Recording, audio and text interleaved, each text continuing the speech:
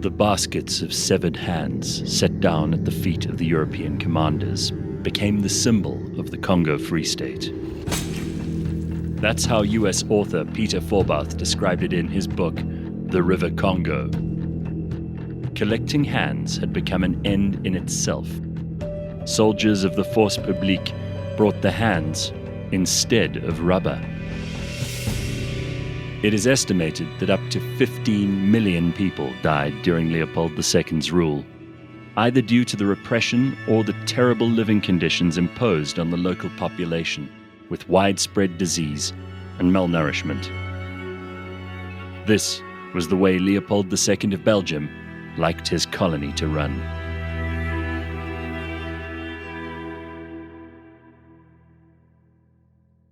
Somehow the villains get way more attention. People like hearing about the bad guys much more than they do the good. And man, have we found a bad guy for you. Just when you thought we'd run out of horrible, evil people from history, you're about to find out that there was one, not even that long ago, who really should be in the list of the worst people to have ever ruled over a piece of the earth. Awful, awful guy. Leopold II of Belgium. I'm sitting with Anthony Mederer, who's my co-host on Blind History.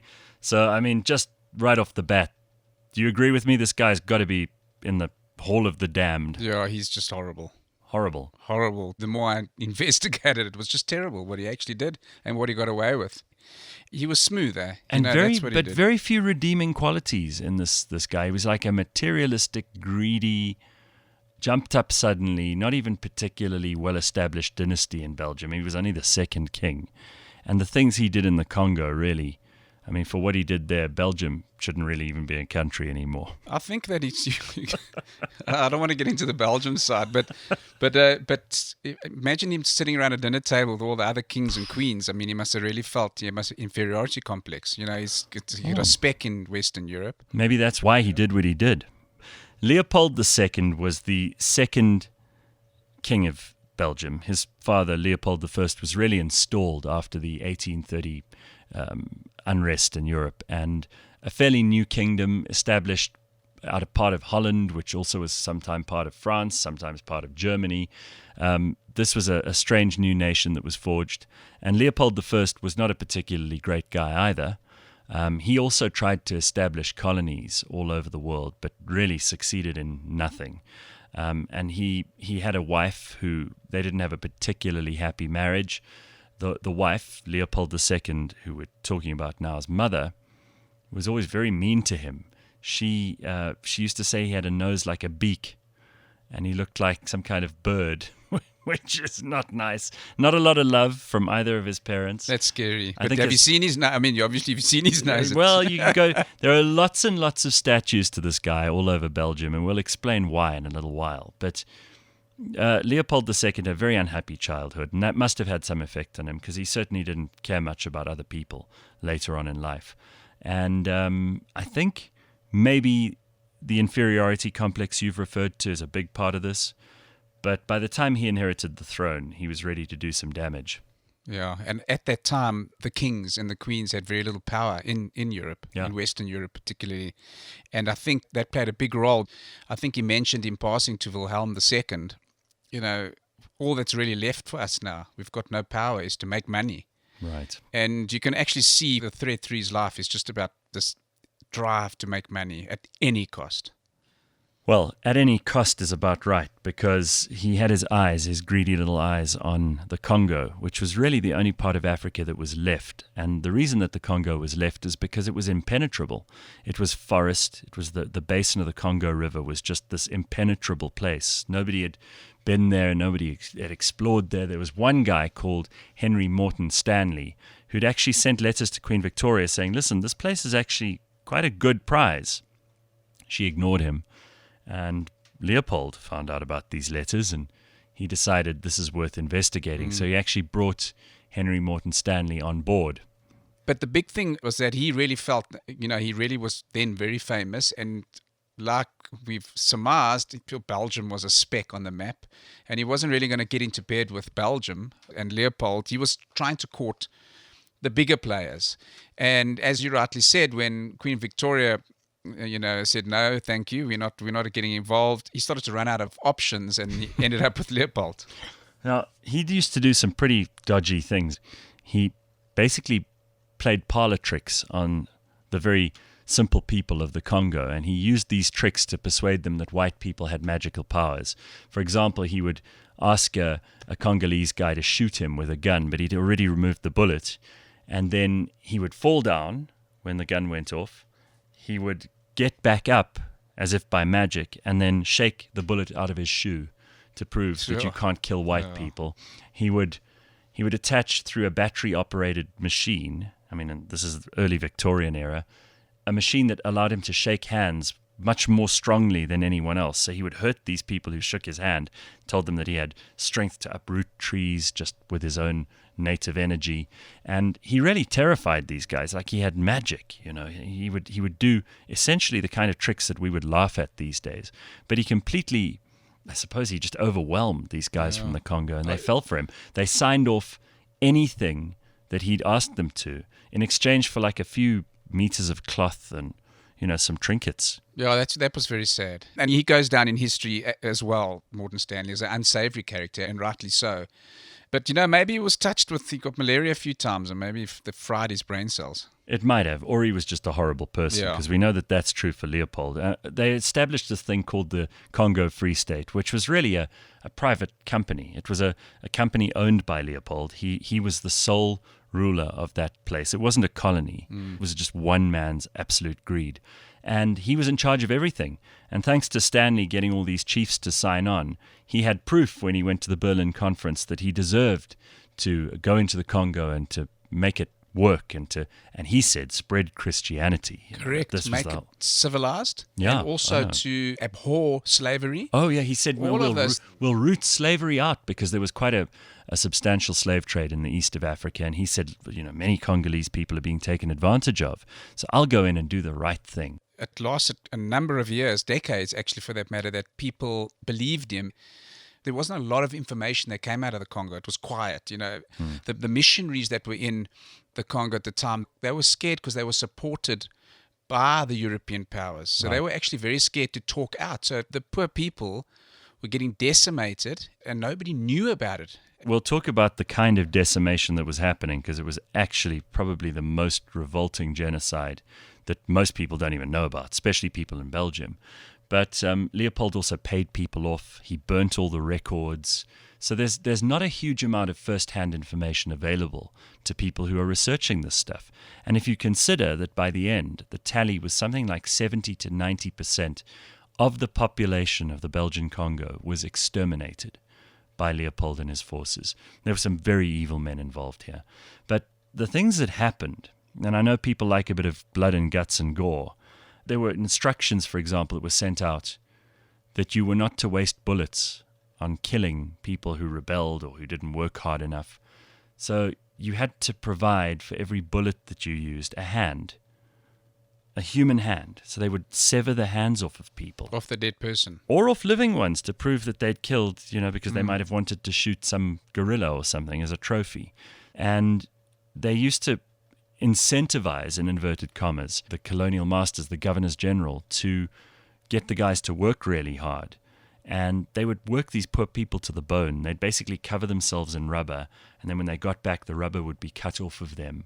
And if they didn't bring back enough rubber, then they'd be killed. They'd be beaten. They'd lose a hand. They'd lose a foot. They'd have their genitals cut off. I mean, this is the kind of thing that you'd expect from, Vikings in the 600s AD. But also they kidnapped their daughters and they kidnapped their wives. Yes. And you could just imagine how traumatizing that is. And so they would do anything to make sure that they are safe. They're going to be killed if you don't collect X, Y, and Z. As that rubber started getting less and less in the areas that their villages were, they had to go further and further away, weeks away, to get rubber to try and keep up with the quotas. Apparently, one of Leopold's lieutenants in Africa, who managed most of the Congo from inside the Congo, he used to actually keep skulls as decorations in his garden.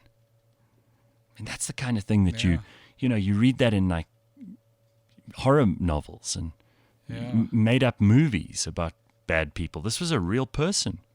And in fact, Joseph Conrad's Heart of Darkness, the one character, I think his name was Kuntz, or whatever his name was, they based this character largely on this guy. Horrible, horrible person. Yeah, these are real people, and what they have done, it's worse than any horror.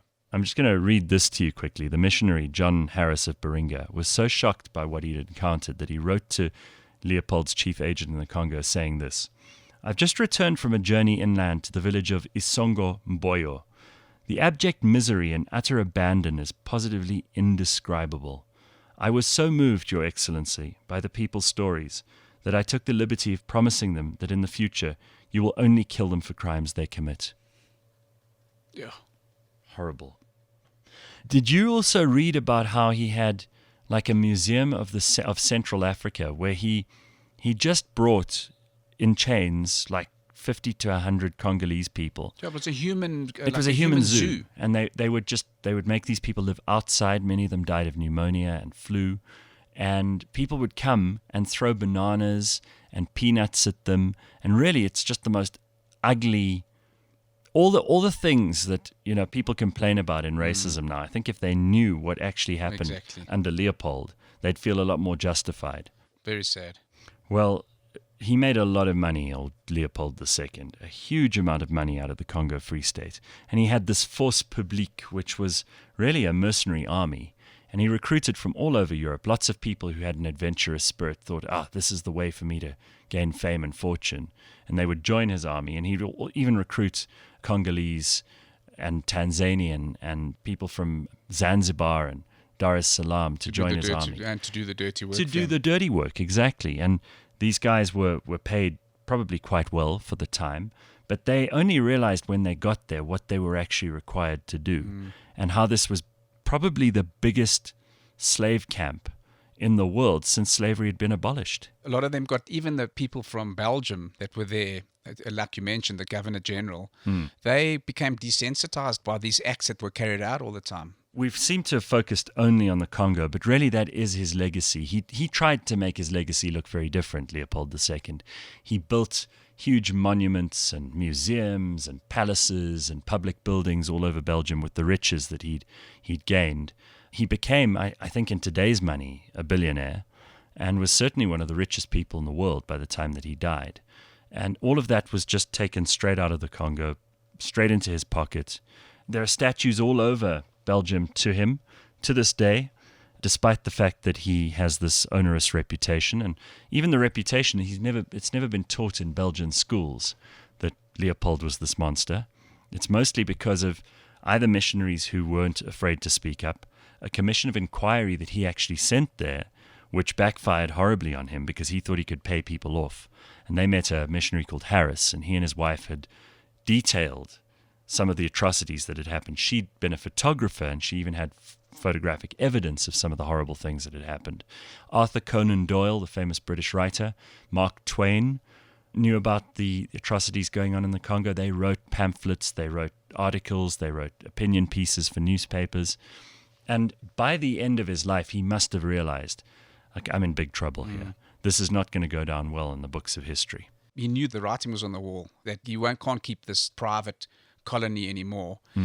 But why it took so long and he could maximize his earnout, so to speak, was because Britain and Portugal and all the other countries, they weren't squeaky clean. If you look at what happened in South Africa, you look what happened in Eastern Africa, you look at India and what the English were doing in India. So they, for a while, they kept quiet. So they also, in the beginning, they, let me say, liked his methods because they were successful. So they started employing similar type of methods. And he was supplying important things like rubber, which had become a massive commodity. Yeah, exactly. Because cars had started taking off and bicycles, and they needed rubber for the tires.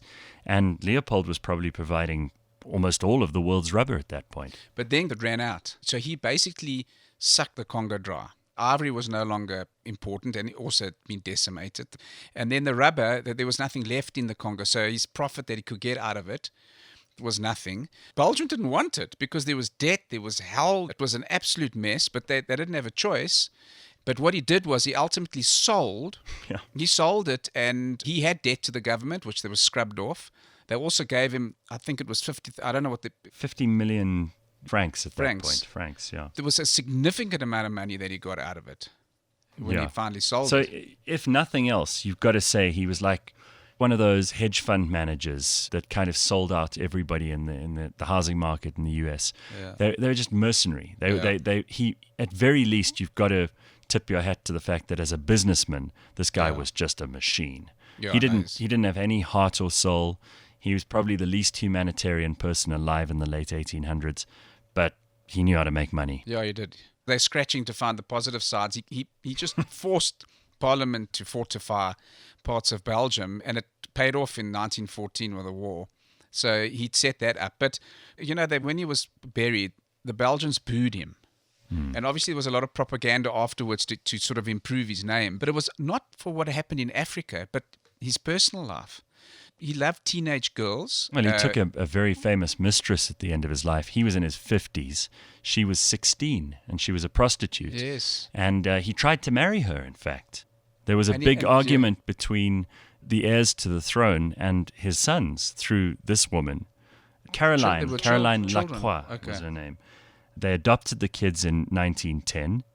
Leopold granted them courtesy titles, and they should have been in line to the throne because he did try to marry her. The family that he founded, that his father founded, are still in command, at least constitutional monarchs in Belgium. And I'm sure that there's going to be much more in the future that will force them to account for their ancestors' bad behavior.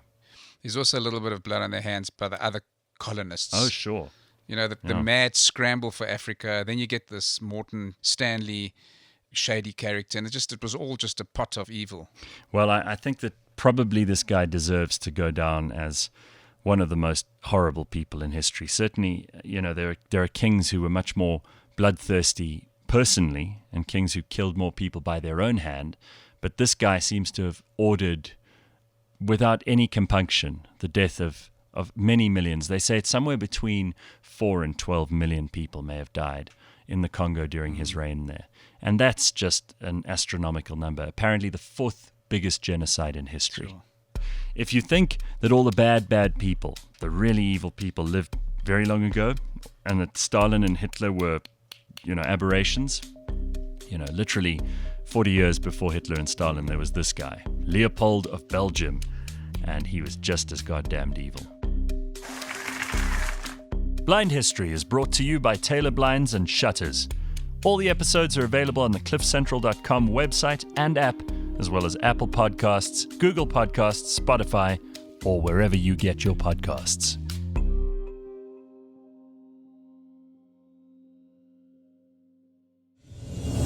Did you find anything about him that you thought was praiseworthy? No. I must be honest with you, I tried.